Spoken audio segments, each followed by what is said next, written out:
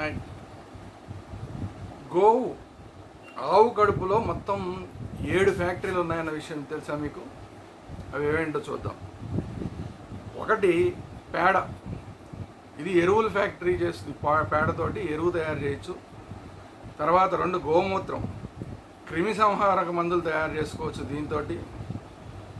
తర్వాత 3 గోబర్ గ్యాస్. ఈ గోబర్ గ్యాస్ తోటి కరెంట్ చేయొచ్చు, శక్తి తీసుకురావచ్చు, తర్వాత పెట్రోల్ చేయొచ్చు, బొగ్గు చేయొచ్చు, డీజిల్ చేయొచ్చు, ఇన్ని చేయొచ్చు గోబర్ గ్యాస్ తోటి. 4వది పాలు. పాలంటే అందరికీ తెలిసిందే, పుష్టికరమైన ఆరోగ్యం, ఆహారం. తర్వాత 5 ఎద్దు. ప్రయాణ సాధనం, ట్రాక్టర్ లాంటి వాటికి బదులు ఈ ప్రయాణ సాధనంగా వాడుకోవచ్చు. తర్వాత 6 నెయ్యి. వాతావరణాన్ని శుభ్రం చేయొచ్చు ఈ నెయ్యితోటి. నెయ్యి ఫ్యాక్టరీ ఉంది.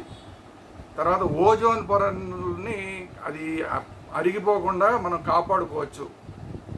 ఓజోన్ పొరని కప్పుతుంది. మనం నెయ్యి కనుక దీంట్లో యజ్ఞాల్లో వేస్తే కాపాడుతుంది. 7 చనిపోయిన తర్వాత ఆవు చర్మంతో బట్టలు, తర్వాత ఇంకా రకరకాల బట్టలకు సంబంధించినవి, చలికి చెప్పులు కానీ ఇలాంటివి కానీ అనేకమైనవి చేసుకోవచ్చు. సో ఆవు వల్ల ఎంత ఉపయోగం అనేది చూసారా? ఒక్క ఆవులో 7 ఫ్యాక్టరీలు ఉన్నాయి.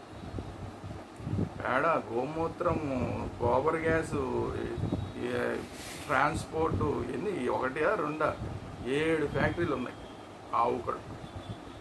కాబట్టి అది కాకుండా చాలా గుర్తుపెట్టుకోవాల్సిన అవసరం ఏంటంటే, ఆక్సిజన్ని పీల్చుకుని ఆక్సిజన్ని వదిలే ఏకైక జంతువు గోవు.